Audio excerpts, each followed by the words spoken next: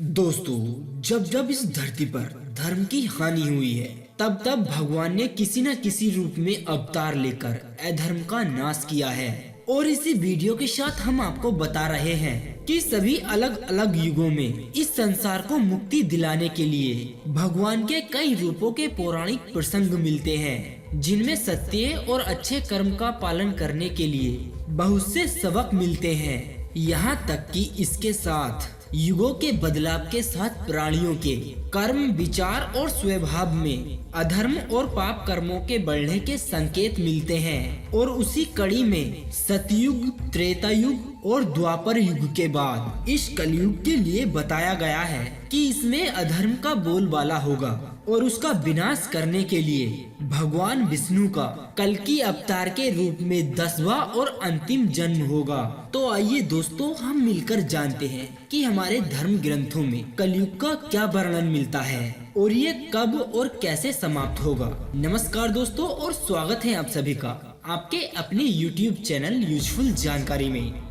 दोस्तों, आपको वीडियो अच्छा लगे तो वीडियो को लाइक करके अपना प्यार हमें जरूर देना। तो चलिए वीडियो को शुरू करते हैं। श्री रामचरितमानस में भी कलयुग में फैलने वाले अधर्म का वर्णन मिलता है। आज के इस दौर में भी व्यवहारिक जीवन में आचरण, विचार और वचनों में दिखाई दे रहे सत्य, संवेदना, दया या फिर परोपकार जैसे भावों के अभाव से आहत मन अनेक अवसरों पर कलयुग के अंत और कल की अवतार से जुड़ी जिज्ञासा को और भी बढ़ाता है। हमारे हिंदू धर्म शास्त्रों में भविष्य पुराण में अलग अलग युगों की गणना और अवधि बताई गई है। और दोस्तों, इसी आधार पर हम यह जानेंगे कि कलयुग की अवधि कितनी है और कलयुग कितना बीत चुका है। इस पुराण के मुताबिक कलयुग की अवधि 1200 दिव्य वर्ष बताई गई है। मनुष्यों का एक महीना पितरों के एक दिन रात के बराबर होता है।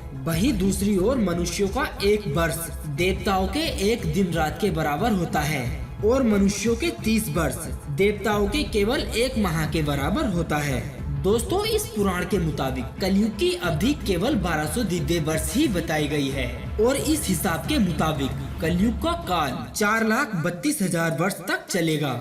अभी कलयुग पुराणों के मुताबिक 5,118 वर्ष का बीत चुका है और 4,26,882 वर्ष का बचा है। मनुष्य के 8,84,000 वर्ष, देवताओं के 2400 दिव्य वर्ष अर्थात एक द्वापर युग के बराबर होते हैं। तो वहीं दूसरी ओर त्रेता युग 3600 दिव्य वर्ष का होता है, जिसमें मनुष्य के 12,96,000 वर्ष आते हैं और कलयुग बाकी सभी युगों से छोटा युग है। द्वापर युग में 2400 दिव्य वर्ष या फिर 8,64,000 मनुष्यों के वर्ष आते हैं। वहीं त्रेता युग में 3600 दिव्य वर्ष या फिर 12,96,000 मनुष्यों के वर्ष आते हैं। इसी क्रम में एक शतयुग 4,800 दिव्य वर्ष का होता है, जो कि मनुष्यों के हिसाब से 17,28,000 वर्षों का होता है। इन सभी युगों का कुल युग 12,000 दिव्य वर्ष, जो कि मनुष्यों के हिसाब से 43,20,000 वर्षों के बराबर है। यह मिलकर एक महायुग बनाते हैं। दोस्तों, अब आगे हम आपको बताएंगे कि कलयुग के अंत में क्या क्या होगा, मनुष्यों का एक दूसरे के साथ कैसा व्यवहार होगा। दोस्तों, कलयुग के बारे में भगवत गीता में भगवान श्री कृष्ण के द्वारा पहले से ही वर्णन किया गया है। आज के इस वर्तमान समय में जो कुछ भी इस संसार में हो रहा है, वो सब भागवत पुराण में पहले से ही विस्तार से बताया गया है। वर्तमान में जो युग चल रहा है वो है कलयुग और यह कलयुग का प्रथम चरण चल रहा है। जैसे कि कलयुग अपने चरणों को पूरा करता हुआ चला जाएगा। स्त्री व पुरुष दोनों ही रोगी होते चले जाएंगे और उनकी थोड़ी उम्र हो जाएगी। मात्र 16 वर्ष की आयु में ही लोगों के बाल सफेद हो जाएंगे और वृद्ध हो जाएंगे और उसके बाद 20 वर्ष की आयु में उनकी मृत्यु हो जाएगी और युवा अवस्था समाप्त हो जाएगी।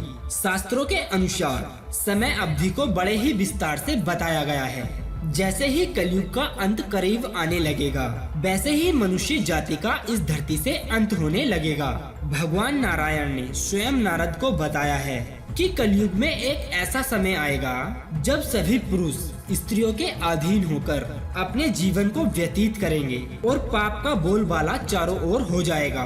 लोग एक दूसरे के प्रति दुश्मनी रखने लगेंगे और एक दूसरे की हत्या करने में जरा सा भी संकोच नहीं करेंगे। और इस समय महिलाओं का स्वभाव भी बहुत कठोर हो जाएगा और मात्र 5 वर्ष की आयु में ही लड़की गर्भवती हो जाएगी और उनका शरीर घटकर बौना हो जाएगा। फिर उसके बाद जैसे ही कलयुग के 10,000 वर्ष बीत जाएंगे तो इस धरती से सभी देवी देवता अपने धाम को छोड़कर चले जाएंगे और मनुष्य सभी धार्मिक कामों को करना बंद कर देंगे। और कलयुग में एक समय ऐसा भी आएगा जब इस धरती से अन्न उपजना बंद हो जाएगा, केवल अकाल ही बरसेगा। और जब इस धरती पर अत्यधिक पाप अधर्म बढ़ जाएगा तो फिर भगवान विष्णु कल्कि अवतार के रूप में जन्म लेंगे, जो कि इस धरती से सभी अधर्मियों का नाश कर देंगे, यानी कलयुग का अंत कर देंगे और इस धरती को मुक्त कर देंगे। तो दोस्तों, आपका इस वीडियो के बारे में क्या सुझाव है? आप हमें कमेंट करके जरूर बताएं और वीडियो को लाइक करके अपना प्यार हमें जरूर दें। और अगर आप हमारे इस चैनल पर नए आए हैं तो कृपया आप हमारे इस चैनल को सब्सक्राइब करना ना भूलें। अब दीजिए हमें इजाजत, ताकि हम आप सभी के लिए एक और ऐसी ही अनसुनी व रोचक जानकारी को ढूंढ कर ला सके। तब तक के लिए आप अपना ध्यान रखिए और हमेशा मुस्कुराते रहिए।